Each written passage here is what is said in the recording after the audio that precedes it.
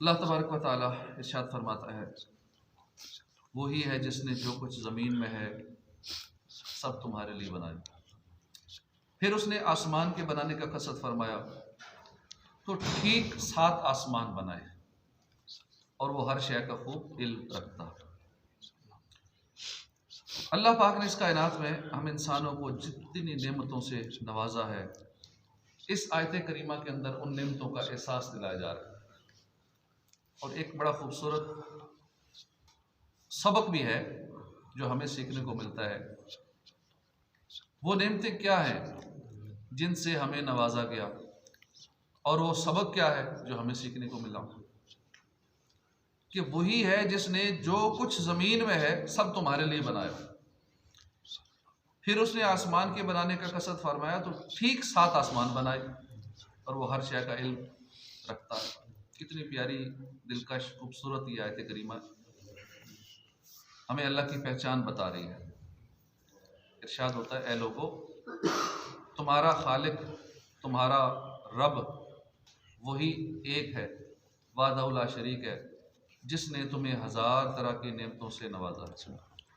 उसने ज़मीन बनाई तुम्हारे लिए, ज़मीन में लाखों किस्म की नेमतें पैदा की तुम्हारे लिए, ज़मीन के सीने में 1000 किस्म की मादनियात रख दी, पेट्रोल ज़मीन से, गैस ज़मीन से, लोहा ज़मीन से, और बेशुमार चीज़ जो ज़मीन से निकलती, ये सब तुम्हारे लिए।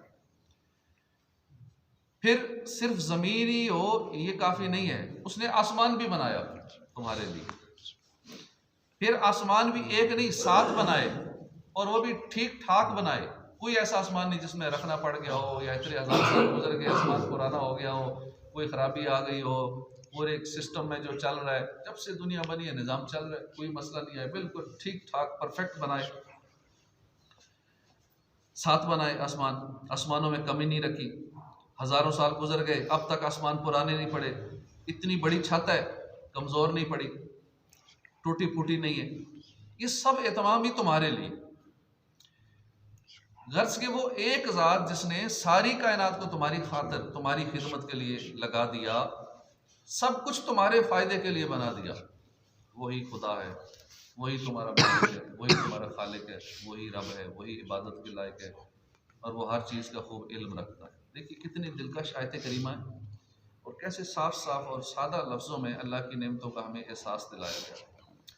हम अगर सच्चे दिल से इस आयत करीमा को समझें, गौर करें, तो ऐसा हो नहीं सकता कि अल्लाह की मोहब्बत हमारे दिल में ना उतरे। ज़रा तसव्वुर तो बने, वो कैसा रहमान है, रहीम है, कैसा अजीम रब है कि जिसने कायनात के ज़र्रे ज़र्रे में हमारे फ़ायदे वाली चीज़ें रखी, हमें नफ़ा बख्श, नफ़ा पहुँचाने वाला पहलू रखा।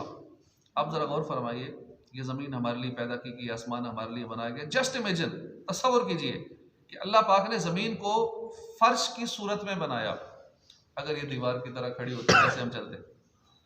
अगर अल्लाह ने ज़मीन को नरम ना बनाया होता, कितना मुश्किल हो जाता चलना, तलवे थक जाते, दर्द करने लगते। अल्लाह पाक ने पहाड़ों की तरह ज़मीन को सख्त नहीं बनाया, नरम नरम रखा। अल्लाह ने ज़मीन को माँ की तरह बनाया। बीज डालते हैं, उस बीज को ज़मीन कैसे माँ की तरह पालती है, उसको खुराक देती है बीज को। जो उसे खुराक बीज को चाहिए वो ज़मीन के अंदर मिलती है, उस मिट्टी से मिलती है, और फिर वो बीज बाहर निकलता है। हम ज़मीन में छोटा सा बीज डालते हैं, उससे अपने अंदर रख कर पालती है, माँ की तरह पालती है, खुराक देती है, और बड़ा दरख्त बन जाता है। फिर अल्लाह पाक फरमाते हैं ना, हमने इसमें हर चीज़ एक मुअय्यन अंदाजे से उगाई। फिर ज़मीन में 1000 तरह की मादनियात भी रखी जिससे हम फ़ायदा उठाते हैं। सुई गैस से कितनी बड़ी सहूलत है, ये ज़मीन से मिलती है। पेट्रोल कितनी बड़ी नेमत है, ये ज़मीन से मिलता है। सर बहुत सारी और नेमतें, नमक है, सोना है, तांबा, लोहा, चूना, जिप्सम, कोयला वगैरह सारी मादनियात ज़मीन से निकलती है। और ये किसको फ़ायदा पहुँचाती है? इंसान। इसी तरह जानवर अल्लाह पाक ने हमारे फ़ायदे के लिए पैदा किए। आम तौर पर देखा गया कि 5-10 गायें हैं, 20 गायें हैं, 100-100, 200 बकरियां हैं, भेड़ें हैं, एक बच्चा चरा रहा होता है, एक बच्चा उन्हें काबू कर रहा है, सारा दिन उसे चरा रहा है। हालांकि बकरा ईद के मौके पे एक गाय 10-12 बंदे काबू करते हैं, और वहाँ 100-100 बकरियां, 20-20, 30-30 गायें, एक बच्चा सारा दिन उनके साथ लगा हुआ है उसे चराने के लिए।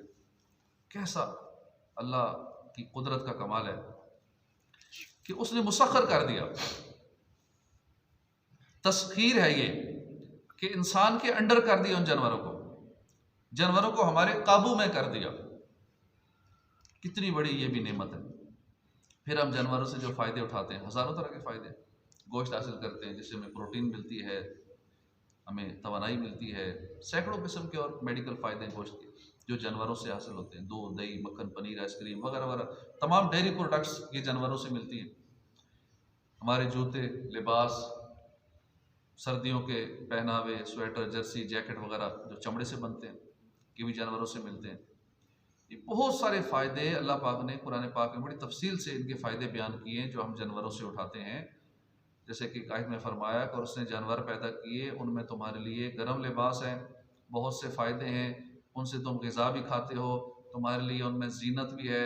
जब तुम उन्हें शाम को वापस लाते हो, जब चरने के लिए छोड़ते हो, वो जानवर तुम्हारे बोझ उठाते हैं, ऐसे शहर तक ले जाते हैं जहाँ तुम अपनी जान को मुशक्क़त में डाले बगैर नहीं पहुँच पाते। बेशक तुम्हारा रब निहायत मेहरबान है, रहम वाला है।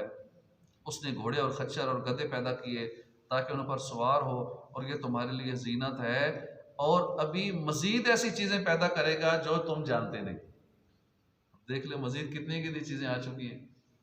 ऐसी ऐसी सवारियाँ, तेज़ सवारियाँ आ गई हैं, ऐसी ऐसी फास्ट ट्रेनें आ गई हैं कि जो कि घंटों का सफ़र मिनटों में तय कर लेती हैं। जद्दा से मक्का तक ऐसी ट्रेन अभी चलने वाली है कि जिसने चंद मिनट के अंदर, 5-10 मिनट के अंदर जद्दे से मक्के पहुंचा देना है। तो इसी तरह फास्ट ट्रेनें, हवाई जहाज़ फास्ट, अभी जो जहाज़ हैं इनसे कई गुना ज़्यादा फास्ट, कि जो हम 2-2.5 घंटे में यहाँ से कराची तक पहुँचते हैं वही हमारे चंद मिनटों में हमें कराची पहुँचा देगा, 2-4 मिनट में पहुँचा देगा। ऐसी ऐसी आगे टेक्नोलॉजी और आ रही है। तो ये सब अल्लाह ने इंसान के लिए बनाए कि हम अभी वो बनाएंगे जो तुम जानते नहीं हो। अब आगे क्या क्या आएगा हम अभी जानते नहीं है, कि आज से 100 साल बाद क्या होगा हम नहीं जानते। इसी तरह अल्लाह पाक ने और बेशुमार चीज़ें बनाई, ये सारी इंसान के लिए, लेकिन इंसान को अपने लिए, इबादत के लिए। अल्लाह करे हम जिस मकसद के लिए हम बने, हम उस मकसद को हासिल करने में कामयाब हो जाएं। अल्लाह की इबादत करें, अल्लाह की मार्फत हासिल करें। अल्लाह पाक तौफीक अता फरमाए। आमीन बिजाह नबी आमीन सल्लल्लाहु अलैहि वसल्लम। 20वां पारा